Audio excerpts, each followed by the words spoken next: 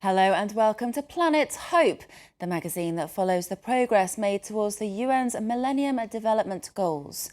Well, this week we head to Burkina Faso, the largest producer of cotton in sub-Saharan Africa.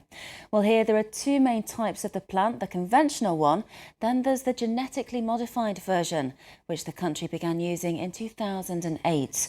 The main cotton producing company there, Sofitex, has made an agreement with the American giant Monsanto to develop this GM seed. Now, some farmers who've used it say that it's been a big success that provides a larger crop needing less amount of work. But there are others who say it's an expensive mistake. Our reporters Pauline Godard and Julien Sauvaget have more. You reap what you sow, so choosing the seeds proves a hot topic here in Burkina Faso. From one village to another, opinions are divided over which grain to grow. The conventional crop or genetically modified variety, called BT cotton. There is no advantage. We have been in debt twice because of GM crops. The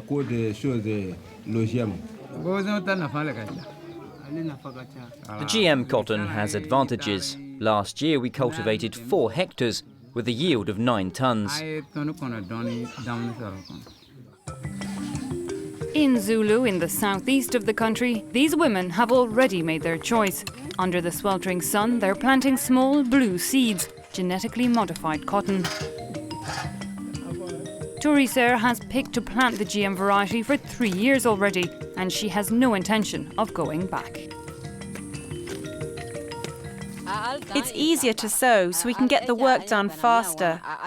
GM means we need to sow less seeds and it grows quicker. And when we harvest the cotton, it's heavier. So there are reasons why the GM cotton is better than the conventional seeds. Here in this village with rich, fertile soil, everyone agrees.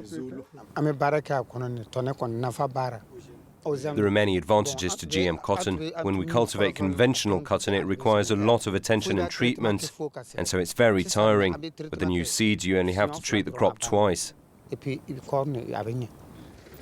As opposed to 6 treatments with the regular seeds. This is the main selling point of GM cotton created by Monsanto. Less time spent in the fields, less need for pesticides, meaning savings for the grower. Sofitex, a partner of Monsanto and the biggest cotton company in Burkina Faso, likes to highlight these arguments. It's Sofitex that provides the fertilizer and the seeds. In its origin, the BT cotton was devised to protect the crop from caterpillars. The caterpillars that would attack the buds and the leaves. The idea was not to increase output, but there were side effects. Because the seed is protected from caterpillars, it is fertilized and can follow its natural process, meaning that the crop is automatically bigger. The idea then is that the farmer will be able to reimburse Sofitex for the seeds and fertilizer bought on credit. For Some, who has 5 hectares of cotton fields, it's a system that has brought in good yields. Last year I cultivated cotton and made a profit. That's why this year I'm going to stick to using GM cotton. The only downside, Some says, is that the grain is expensive, costing the equivalent of €41 per hectare annually. A sizable sum in a country where half the population lives on less than €1 a day. After 9 hours toiling in the fields, Some goes back to his 3 wives and 12 children. To feed his family, he knows money has to grow in his fields. Something he says he has seen since switching to GM crops.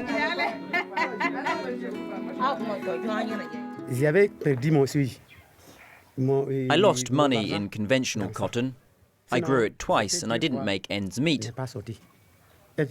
I had to borrow money to pay the bills. Then I tried BT cotton and that worked. More than feeding his family, Some has been able to buy this motorbike with cotton funds. He's also been able to send his 4 youngest children to school, an increase in income enjoyed by many in the region.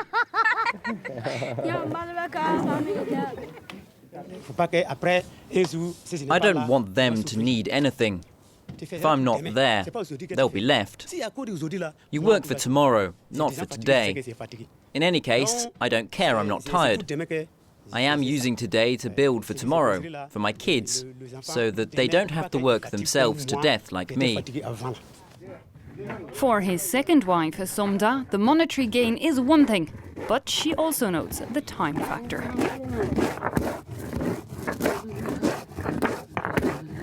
With GM cotton, I don't have to keep going back into the fields to pull up any weeds. I just go back to add some fertiliser. Today, all are convinced, but back in 2008, when it was first introduced, there were more than a few raised eyebrows here. In the beginning, people were worried, both from producers and even technicians, because it was new technology, and there was a lot of contradictory information. And so caution was necessary with such a new technology. If even with the precautions put in place, the producer or the final user of this technology did not want it, we were not going to force them to adopt it.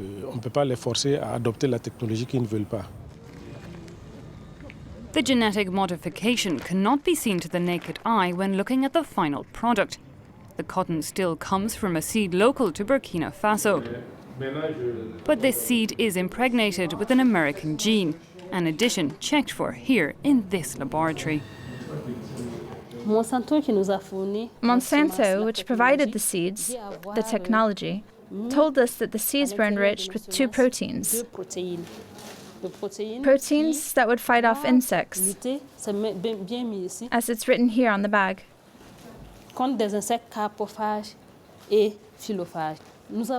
Our job is to confirm the presence of this protein, because we're the only ones making the seed. It's our technology that's being used. The seeds are coloured blue to help locals distinguish them from the conventional variety. The genetically modified seeds need to be handled with care, and the bags are marked with very clear warning signs. You see there, the skull and bones, that's getting the farmer's attention. And they know that the produce inside the bag is not for consumption, but has to be used with precaution. Signs that the seeds could be dangerous, but that's something Monsanto doesn't want to talk about. Others, however, do want to tell us about the downsides they see to the GM crop. In the village of Datomo, many have tried the BT cotton, but to no avail. In this less fertile land, it seems the seeds just don't want to grow. Their failure fueling the fight against them. Ousmane Tiandre Beogo has set up an agricultural trade union to try and spread the word about the potential danger he sees in the crop.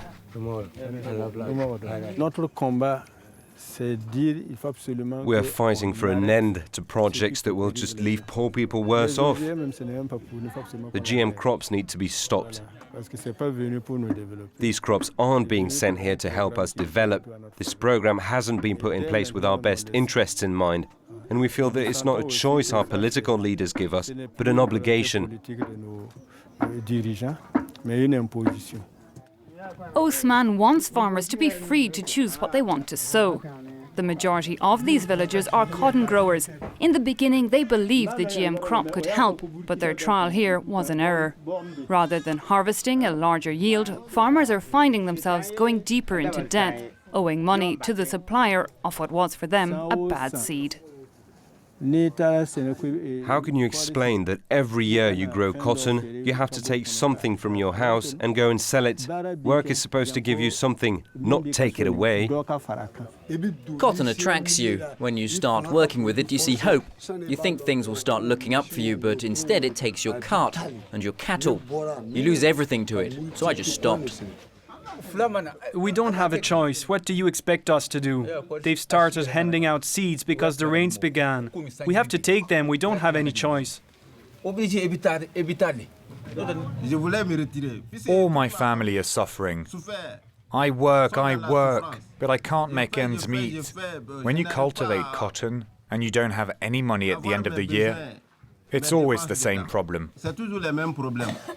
In any case, the GM crops will force us from our fields. Here, everyone agrees the modified cotton has brought them nothing good. But already in death, many now have no choice but to accept the seed supplied by Sofitex. Such is the situation for Nyanyu Mamadou. He started growing BT cotton in 2009 and from the very first year found himself in debt, having to sell a goat to get by. I fell into the trap. It didn't work. The problem is, I don't have the funds now. If I could, I would get out of this business. I could grow peas, soya, peanuts, millet seeds. But I have no choice now but to cultivate the modified cotton. This year, he's going to sow 2 hectares of it. His hope being that he will finally see a harvest to allow him feed his family at least. Genetically modified cotton, a crop also covering fields in South Africa, Egypt and Kenya, opted for by all in the bid to reduce poverty.